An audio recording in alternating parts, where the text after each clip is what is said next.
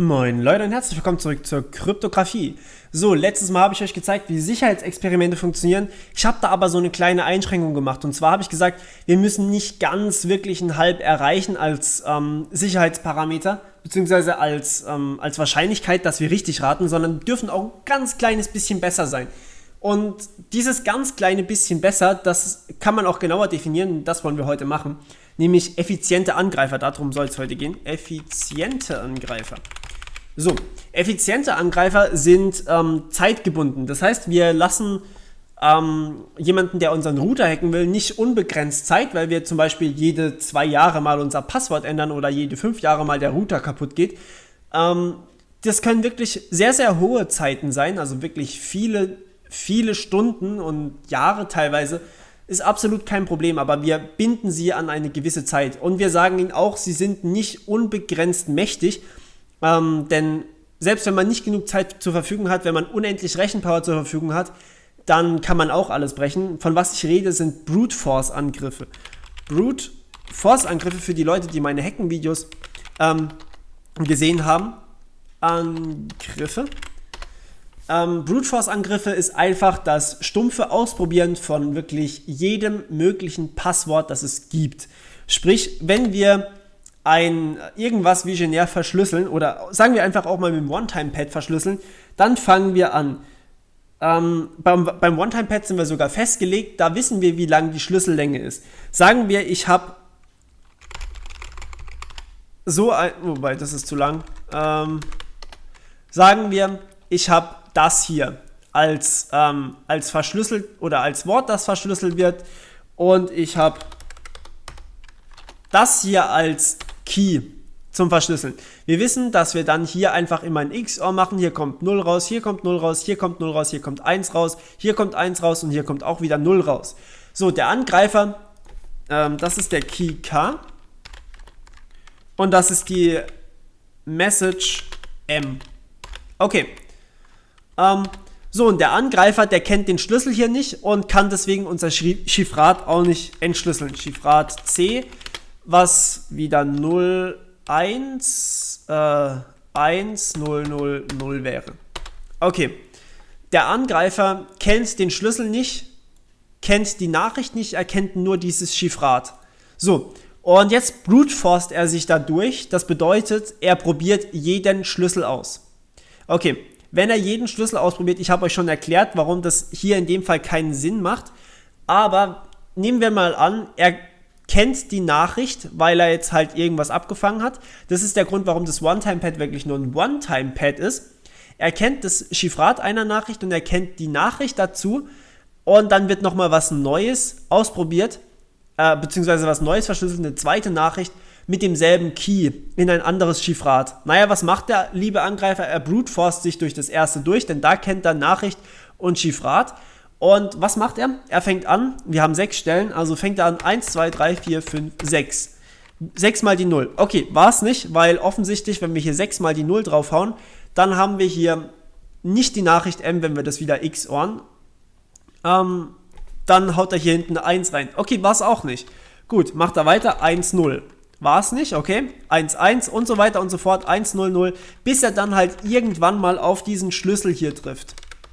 Wenn er das rausgefunden hat, dann hat er schon relativ viele Schlüssel ausprobiert, nämlich 2 hoch, nicht ganz 6, also ein bisschen weniger als 2 hoch 6 verschiedene Schlüssel. Das liegt daran, dass wir hier 6 Stellen haben und für jeden haben wir 2 Möglichkeiten, sprich 2 hoch 6 wären alle Schlüssel, die hier möglich sind.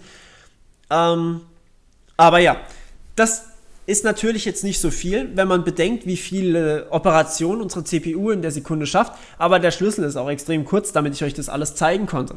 So, und was wir jetzt machen, wir sagen, ein Angreifer darf ruhig brute forcen, das ist uns egal, die Wahrscheinlichkeit, dass er dadurch unser Passwort kriegt, ist vernachlässigbar. Und die Wahrscheinlichkeit, wenn eine Wahrscheinlichkeit vernachlässigbar ist, dann beachten wir die einfach nicht weiter. Sprich, Brute Force Angriffe sind erlaubt.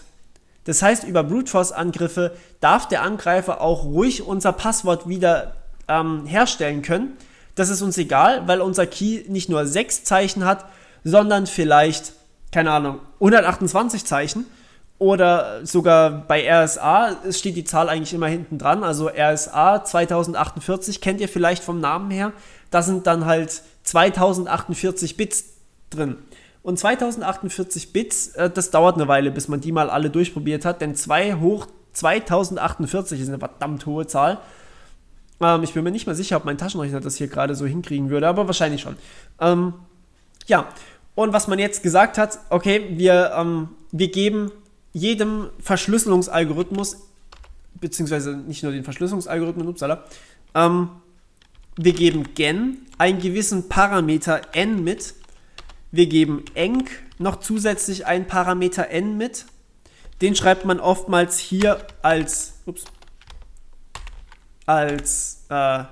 Dings hier rein. Oder man schreibt sogar k. Das gibt es auch, werdet ihr auch häufig sehen. Je nachdem, was ihr braucht. Ich werde wahrscheinlich manchmal k, weil manchmal werde ich Dings schreiben, n.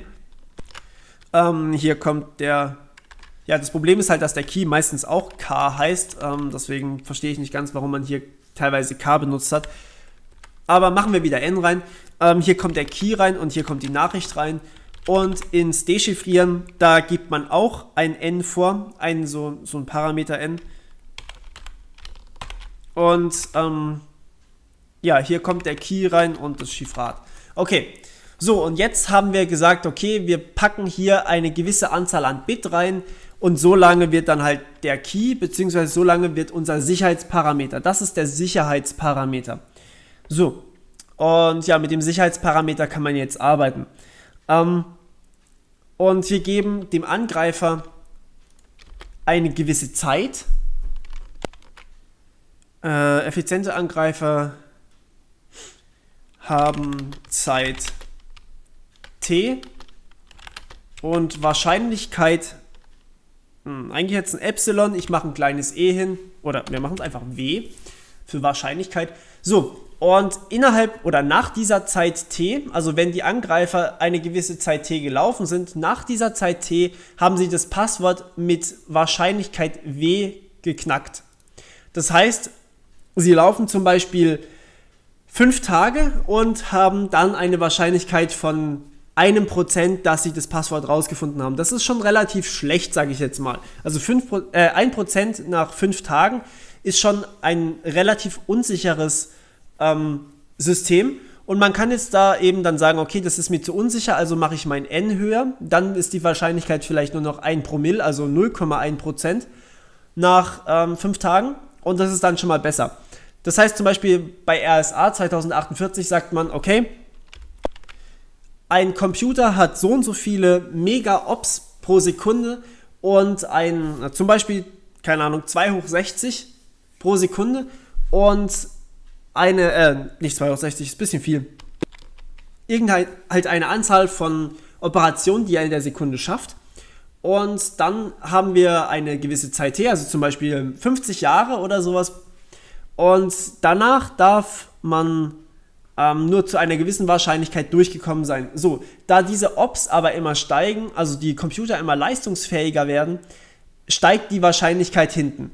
Und wenn einem die Wahrscheinlichkeit irgendwann mal zu hoch wird, wie beispielsweise bei RSA 1024, da hat man irgendwann gesagt, okay, jetzt aktuell ist mir die Wahrscheinlichkeit nach 50 Jahren oder nach 10 Jahren oder vielleicht auch nach 2 Jahren schon, ist mir vielleicht ein bisschen zu hoch, dass der Angreifer mein Passwort rausgefunden hat, einfach durch einen Brute Force Angriff. Was hat man dann gemacht? Man hat statt RSA 1024 einfach RSA 2048 benutzt und der Gen-Algorithmus wurde eigentlich nicht mal arg verändert. Es hat sich einfach nur die Keylänge hauptsächlich verändert und das war es auch schon. Und schon war die Wahrscheinlichkeit hinten wieder viel, viel kleiner, weil es einfach exponentiell steigt. Also je länger euer Key ist, desto mehr Möglichkeiten gibt es, exponentiell einfach alle durchzuprobieren. So, kommen wir zu dem nächsten wichtigen Stichpunkt. Es geht hier um effiziente Angreifer. Ich habe gerade gesagt, exponentiell. Das bedeutet, ein Angreifer probiert 0 oder 1 aus. Okay, es sind 2 Möglichkeiten. Jetzt, wenn wir hier weitermachen, haben wir 0, 0, 0, 1, 1, 0 oder 1, 1. Das sind schon 4 Möglichkeiten. Wenn wir jetzt hier weitermachen mit 3 Stellen, dann kommen wir schon auf 8 Möglichkeiten. 0, 0, 0. Das ist das, was ich euch gerade schon erzählt habe. 001 und so weiter bis hin zu 111. Ihr könnt es gerne mal alles aufschreiben, wirklich sind 8 Möglichkeiten. Das heißt, wir haben 2 hoch die Anzahl an Bit-Möglichkeiten. 2, wie mache ich das jetzt hier? 2 hoch n. Nein, möchtest du nicht? Komm schon. Ja, jetzt hat es geklappt. 2 hoch n Möglichkeiten. So, effiziente Angreifer können nicht einfach unendlich viele oder exponentiell viele Operationen pro Sekunde ausführen. Die können nur polynomiell viele ausprobieren. Also maximal können sie zum Beispiel n hoch sowas hier ausprobieren. Da kann natürlich dann hier oben relativ viel stehen, aber im Unendlichen betrachtet ist 2 hoch n, also 2 hoch zum Beispiel eine sehr, sehr hohe Zahl, 2 hoch, jetzt muss ich das schon wieder machen, ne? 2 hoch das hier ist mehr als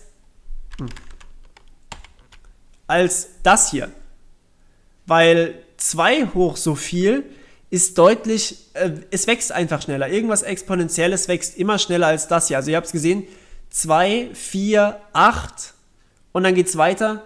2 mal 8, 16, 32, 64, wohingegen, also das wäre dann, das wäre 2 hoch n gewesen, wohingegen n Quadrat zum Beispiel, n Quadrat steigt mit, ups, ich mache da jetzt einfach mal so eine kleine Folge draus, sozusagen. N Quadrat wäre sowas wie 1, 2, 4, aber dann kommt 9.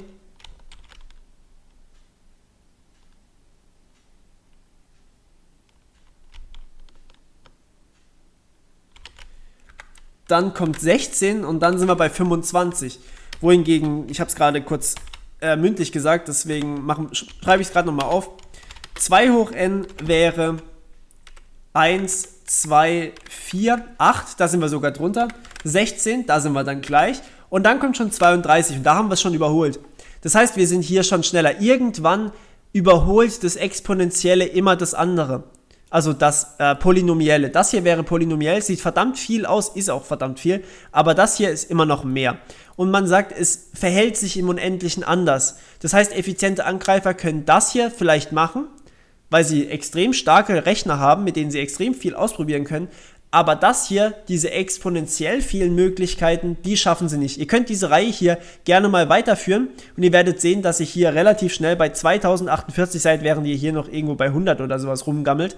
Also 2 hoch 10 ist 1024, während 10 hoch 2 gerade mal 100 ist.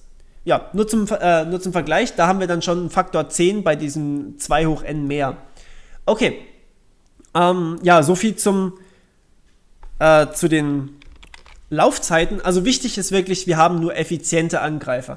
Und dadurch können wir dann wirklich konkret berechnen, bei einer Zeit t und bei einer gewissen Rechenleistung, die wir für einen Angreifer annehmen, können wir sagen, wir haben eine Wahrscheinlichkeit, dass unser Schema nach so und so vielen Minuten oder Stunden gebrochen wird. Okay, und wenn uns das halt zu ungenau ist oder zu wahrscheinlich ist, dass es gebrochen wird, schrauben wir einfach hier an dem Sicherheitsparameter und schon sind wir wieder ein bisschen sicherer. Aber was dann halt immer passiert ist, wenn er zufällig rät, dann kann er immer noch irgendwann mal das Passwort erraten und deswegen haben wir so ein bisschen vernachlässigbare Wahrscheinlichkeiten und darum geht es im nächsten Video. Alles klar, dann bis zum nächsten Mal, ich hoffe es hat euch wieder mal gefallen und wir hören uns. Bis dann, ciao, ciao.